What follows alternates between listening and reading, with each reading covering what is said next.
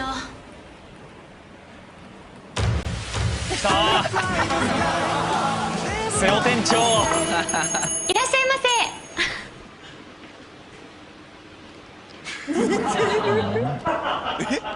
ものすごい似てますよね。せ。メニューになります。会長。ち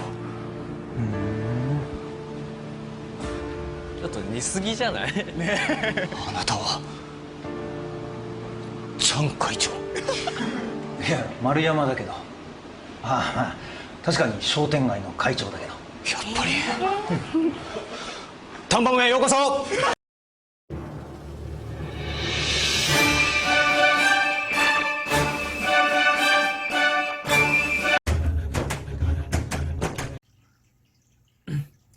안녕하세요. 정치를 품격 있게 풀어드리는 정치 클래스 TV의 심상만입니다. 오늘은 포브스 재팬에서 2020년 일본 넷플릭스 화제작 랭킹 기사가 올라와 그것을 소개하고 그 기사를 보고 극대노하고 있는 일본 댓글 반응까지 살펴보겠습니다. 일본 내에서 2020년 한 해는 BTS, 블랙핑크로 이어지는 K-팝의 유행과 드라마 사랑의 불시착을 필두로 한국 드라마의 열풍으로 인해서 그야말로 어린 청소년부터 중장년 남녀를 불문하고 한류가 뜨거웠던 한 해였습니다. 반면 한류가 유행할수록 반한이나 혐한의 세력들이 엄청나게 폭발하는 현상을 넷상에서 보이고 있고 K-팝은 J-팝에서 나왔고 한류 드라마는 일부만 보고 있는데 과장되었다는 많은 역류 현상을 보이고 있습니다. 이 가운데 외국 언론 포브스에서 일본 내에서 2020년 넷플릭스 화제작 랭킹을 발표해서 일넷 우익들을 또 한 번 분노하게 만들고 있는데 그 기사 내용을 지금부터 살펴보겠습니다. 넷플릭스 2020년 일본 화제작 랭킹을 발표. 일본 올해의 트렌드는 넷플릭스는 12월 14일 일본의 조회수를 기준으로 한 순위 2020년 넷플릭스 화제작 탑10을 발표했습니다. 일본에서 가장 화제가 된 작품 1위는 사랑의 불시착이었습니다. 올해는 신종 코로나 바이러스 감염 확대에 따라서 외출을 자제하며 많은 사람들이 집에서 온라인 서비스를 이용하여 영화나 드라마를 즐겼습니다. 1위를 차지한 한국 드라마 사랑의 불시착은 일본에서 큰 붐을 일으키며 2020년 유행어 대상의 톱10에 진입도 완수했습니다. 넷플릭스에 의하면 이 인기가 상징하는 것처럼 올해는 한국 드라마 시청이 6배 이상의 성장을 기록했습니다. 이 유행은 지금까지 없을 정도로 할리우드가 아닌 작품이 사랑을 받은 것은 처음이었다고 합니다. 그 밖에 어떤 작품이 랭크인하고 있는 것인가, 연말연시에 느긋하게 즐기고 싶은 작품의 예습도 겸하고 발표된 작품 목록을 차례로 살펴보겠습니다. 2020년 일본에서 가장 화제가 된 탑10 올해 넷플릭스에서 올라온 작품 중 가장 많이 본 작품 종합 탑10에 들어간 작품 순위입니다. 1위 사랑의 불시착, 2위 이태원 클라스, 3위 테라스하우스, 4위 하이큐, 5위 장장로 소방대, 6위 사이코지만 괜찮아, 7위 아라시, 8위 청춘기록, 9위 김비서가 왜 그럴까, 10위 아픈 건 싫어서 방어력은 극한이고 싶습니다. 사랑의 불시착은 한국의 여성 기업가가 우연히 국경을 넘어 북한에 불시착하고 군인과 사랑에 빠진다는 이야기. 그런 국경이라는 장벽에도 불구하고 극적인 사랑을 하는 두 사람의 안타까움에 통곡하고 정치적 전개에 조마조마하거나 또 그것에 힘을 보태는 북한의 동네 아줌마나 부하 군인들의 유머 등 그것에 이 드라마의 늪에 빠진 사람도 많았을 것입니다.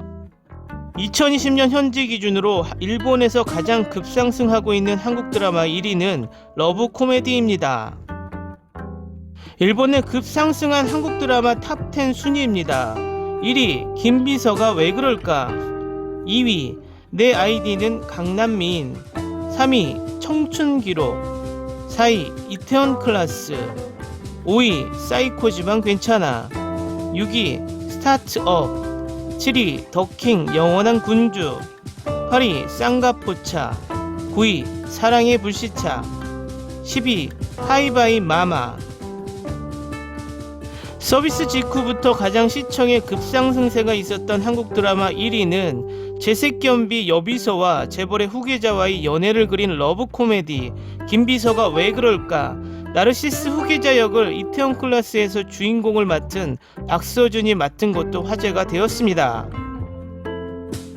2위는 성형에 의해 인생의 대변혁을 일으키고 히로인의 주인공이 된 러브 코미디 내 아이디는 강남미인이 차지했습니다. 3위는 인기 배우 박보검이 모델을 하면서 배우의 꿈을 목표로 하는 주인공 연기를 한 청춘 기록이 들어갔습니다. 일본 내 2020년 가장 화제가 된 다큐멘터리 탑10 중 1위 아라시 다큐, 2위 블랙핑크 라이트 업 더 스카이가 랭크되었습니다. 다큐멘터리에서는 아이돌 그룹 아라시의 작품이 1위, 무기한 활동 휴지 발표의 뒷면이나 20주년을 기념한 콘서트를 담은 다큐이었고, 세계적인 스타가 된 블랙핑크의 모습이 담긴 블랙핑크 라이트 업 더 스카이가 2위로 화제를 모았습니다. 이 기사의 일본 댓글 반응입니다. 퀸스 갬빗이 들어있지 않는 것은 놀랍네요. 내가 있는 나라에서는 아직도 베스트 10을 유지하고 있습니다만 일본에서는 어떤 시청자층이 보고 있는지요? 슬기로운 의사생활은 일본을 제외한 본국과 중화권 및 아시아 지역에서는 굉장한 인기인데 일본에서는 인기가 없네요. 대단히 재미있는데요. 얼짱 캐스팅이 아니기 때문일까요? 사랑의 불시착은 확실히 고급 제작인 것도 당연한 결과라고 생각합니다만 이런 전혀 한국 드라마의 이미지와 떨어진 작품도 시도해보세요. 넷플릭스는 한국 드라마 전문 채널이 된 것 같군. 일본에서는 아마존 프라임이 압도적인 점유율을 가지고 있다.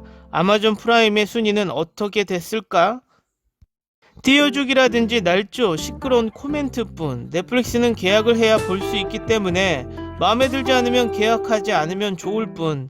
일본의 모든 방송국을 합쳐도 이길 수 없는 매출 1조 500억의 넷플릭스. 한국 드라마가 인기가 있고 그것을 넷플릭스가 공식적으로 발표하고 있다. 아니면 옛날에 후지TV처럼 넷플릭스 본사 주변 혐한 시위라도 해볼까? 한국 드라마에 비판적인 의견이 많네요. 나도 얼마 전까지 같은 유형이었지만 아내의 권유로 보면서 느낀 건 엄청 재미있습니다. 매일 넷플릭스를 보고 보내고 있지만 여기에 오른 작품에서 내가 본 것은 2개뿐. 그중 하나는 도중에 보는 것을 그만둔 일본 침몰의 애니메이션. 이 랭킹을 보고 깜짝 놀랐다. 갑자기 한국 드라마가 끈질기게 소란을 일으키고 1위가 되어 있다. 귀멸의 칼날보다 소란을 피우고 있는데 귀멸의 칼날이 텔레비전 버전에도 상위에 들어가지 않는 것을 보고 싸늘한 눈으로 보고 있었습니다. 며칠 전에 지상판 넷플릭스 광고를 봤는데 처음부터 끝까지 거의 한국 드라마 컷의 광고를 밀어넣게 하고 있어 기절했습니다. 유행어도 무슨 의미가 있는지 모르겠고 더 이상 띄워주기를 계속 하신다면 내년에는 해지합니다. 다른 재미있는 해외 드라마나 영화가 많이 있는데 띄워주기식 광고는 싫습니다. 한국 드라마는 싸기 때문에 즉시 추가되지만 전혀 보고 싶지 않기 때문에 다른 해외 드라마를 추가하고 싶어요. 과연 귀멸의 칼날이 넷플릭스의 탑10 안에 들지 않는 것은 이상해. 따져야 하지 않나? 순위에 제일한 있을 수 없다고 생각. 한국 드라마가 급격히 증가하는 것은 피곤하다. 속지 않도록 조심하자. 한국 좀비 드라마인 킹덤은 사랑의 불시착 다음으로 볼만한 가치가 있었다. 김비서와 사이코는 굉장히 좋았다. 이런 강요만 하고 있으니 오히려 혐한이 증가하지요. 한국 영화 드라마는 정말 세련되고 있다. 솔직히 할리우드 영화에 뒤처지지 않는 실력이라고 생각한다. 1위는 사랑의 불시착인 것 같지만 개인적으로 이태원 클라스가 올해 본 드라마에서 제일 재미있었다. 복수극이라는 점에서는 한자와 나오키가 같지만 스토리 진행의 빠른 템포로 나아갈 때 보는 사람들은 전혀 피곤하거나 질리지도 않는다. 배우의 개성도 대단하다.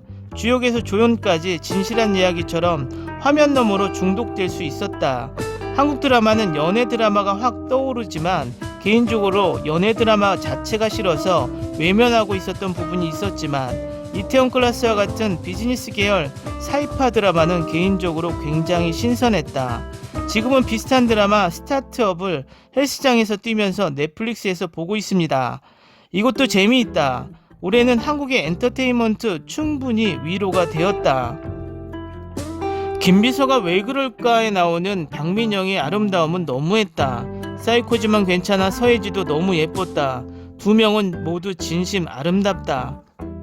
넷플릭스는 일본에서의 사업을 확대하고 싶다면 한국 드라마와 거리를 두는 것이 좋다. 전 연령층과 성별에 받아들여졌으면 하네요. 일단 선전투성이 이미지가 붙으면 불신을 해소하는 것이 어려워집니다.